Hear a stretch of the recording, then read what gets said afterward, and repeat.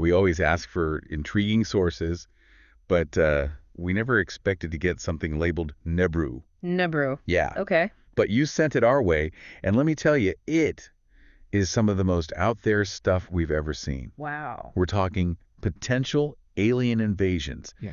mysterious objects near the sun, even hints at a second sun. Mm, Are you ready to dive in? absolutely.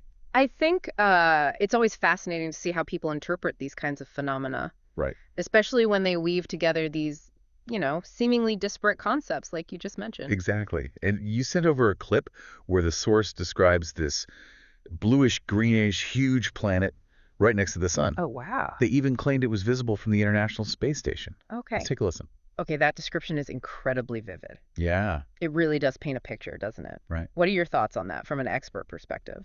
Well, it's interesting how the source presents this as something hidden in plain sight. They're suggesting that if it's visible from the ISS, then governments must be aware of it, but they're not disclosing this information. Right. And this really taps into a common theme we see in ufology, and that's the idea of a hidden truth that authorities are concealing from the public. It definitely adds another layer to the mystery. Yeah.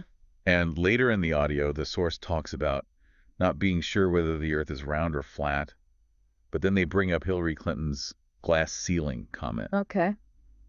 I have to admit, I'm not really seeing the connection there. How do you interpret that? Yeah, that's where it gets really intriguing. The source seems to be drawing a parallel between the idea of a second sun being hidden from us and the concept of a metaphorical glass ceiling limiting women's progress. It's almost as if they're suggesting that both are examples of these invisible barriers that are controlling our perception of reality. That's a really interesting take.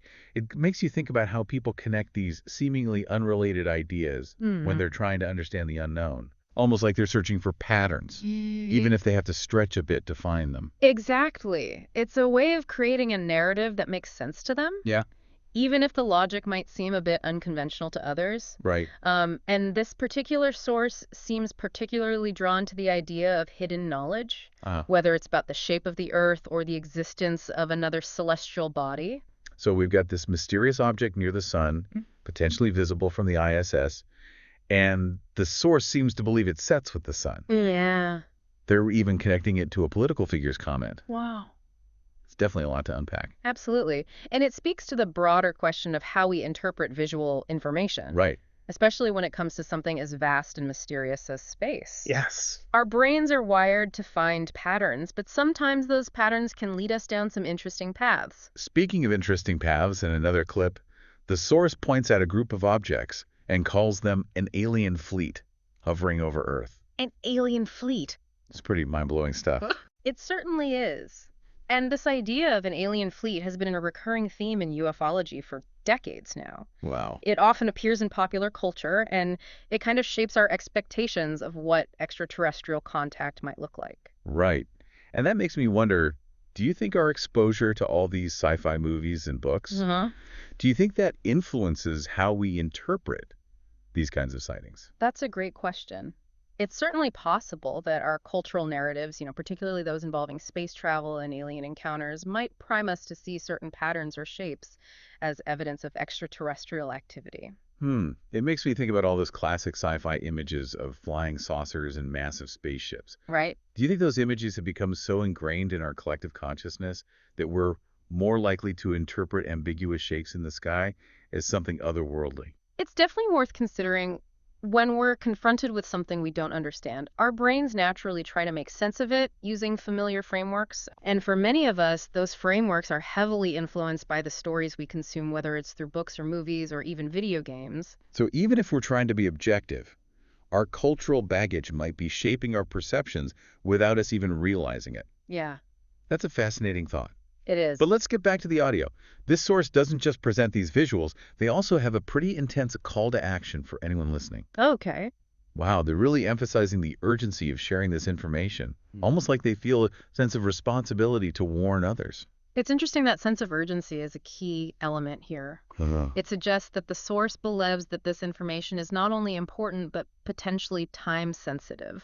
Yeah. And that urgency can be contagious, especially when it's combined with these extraordinary claims about things like second suns and alien fleets. It makes you think about how these kinds of messages can spread online. Right. Information travels so fast these days, and it's not always easy to separate fact from fiction. That's right. And this is where media literacy becomes incredibly important. Hmm. We need to be able to critically evaluate the information we encounter, consider the source, look for evidence before we hit that share button. Yeah. After all, the internet can be a powerful tool for both spreading awareness and spreading misinformation. Absolutely. It's all about finding that balance between open-mindedness and healthy skepticism. Right. And this Nebru material definitely puts that to the test. Yeah. It's given us a lot to think about, from the way we interpret visual information to the role of cultural narratives in shaping our perceptions. I agree. And we haven't even gotten to the potential implications of this so-called alien fleet yet. Right. That's a whole other layer of this deep dive that we need to explore.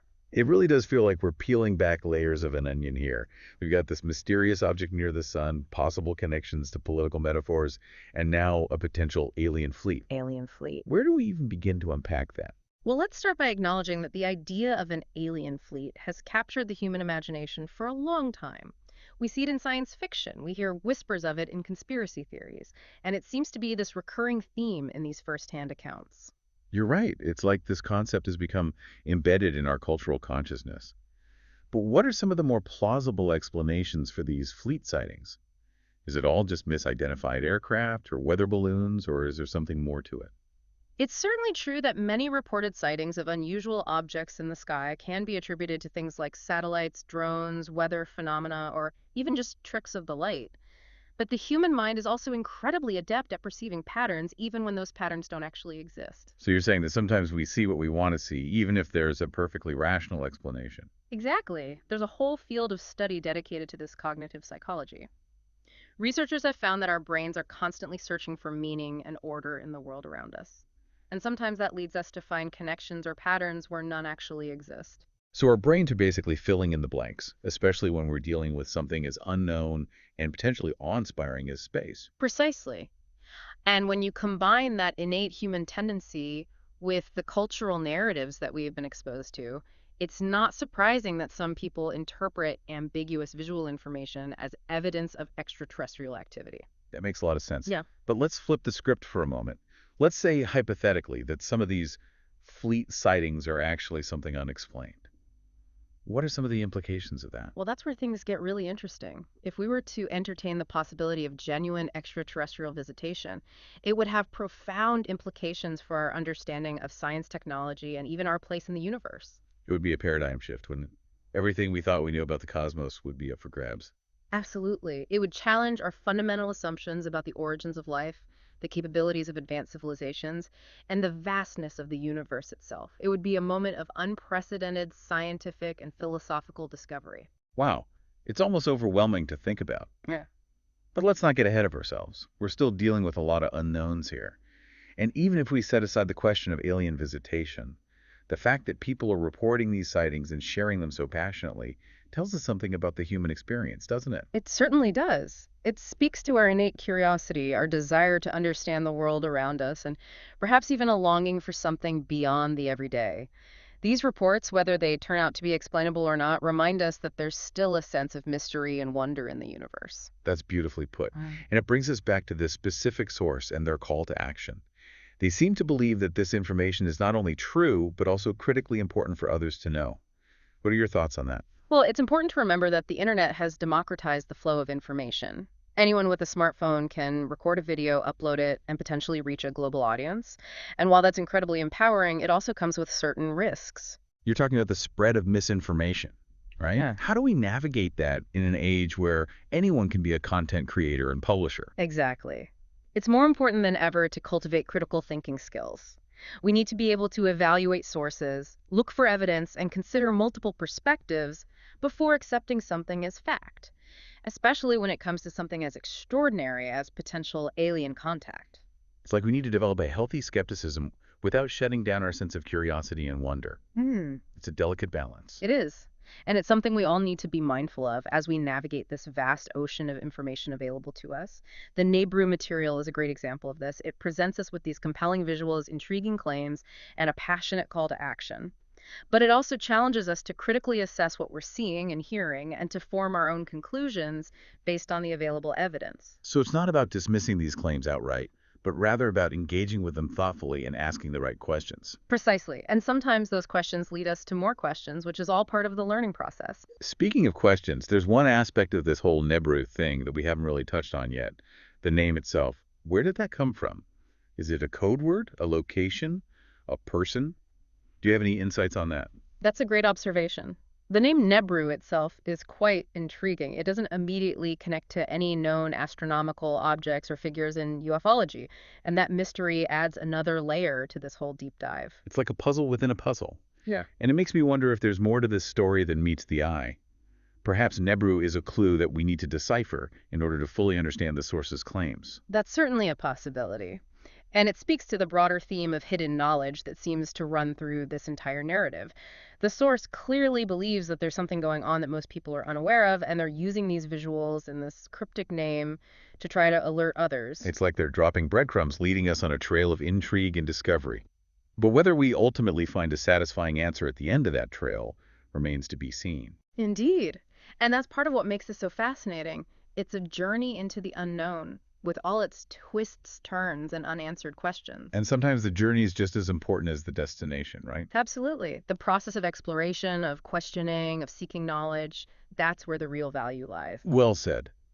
But I have to admit, I'm still itching for some answers about this Nebru mystery. What do you say we try to dig a little deeper and see if we can uncover any clues about its origins or meaning? I'm game. A little digital detective work is always a good way to spend an afternoon. Let's see what we can find. So we spent a lot of time unpacking these visuals and the claims about a second sun and a potential alien fleet and even the call to action in this Nebru material. It's been quite the deep dive. Absolutely. We've talked about everything from the psychology of perception to how information spreads online. And that name Nebru is still such a mystery. It really is. And I think that's what makes this source so fascinating. It's not just about the claims, but about what those claims tell us, about wanting to understand things we don't know. Yeah, it shows our natural curiosity that need to find patterns and tell stories, even when we're talking about something as big and complex as the universe. And sometimes those stories take us to some pretty interesting places, like when the source connected a second sun to Hillary Clinton's glass ceiling comment. It reminds us that what we already believe and what we've been through can change how we see information, even when it seems like straightforward visuals. Right. We all have our own perspectives, and those perspectives can affect how we see the world, how we understand information, and what we end up believing. So for those of you listening, here's something to think about. When you first saw this Nebru stuff, what was the most interesting part to you? Was it the pictures, the source's belief, the call to action, or maybe something totally different? Think about how your own experiences and beliefs might have affected how you understood this material. Are you someone who's always been interested in alien life? Do you tend to question authority or the stories we're told? These things can all change how we make sense of the world. And remember, there's no right or wrong answer here. This isn't about making you believe one thing or another. It's about helping you think for yourself, question what you assume, and stay open to new possibilities. The universe is a huge and mysterious place, and we're only beginning to understand what's out there. This Nebru material, whether it turns out to be true or not, reminds us that there's still so much to learn and discover and be amazed by. Well said. And who knows, maybe one day we'll have clear answers to all these questions. But until then, the exploration continues. Keep those curious minds working and keep sending us those fascinating sources.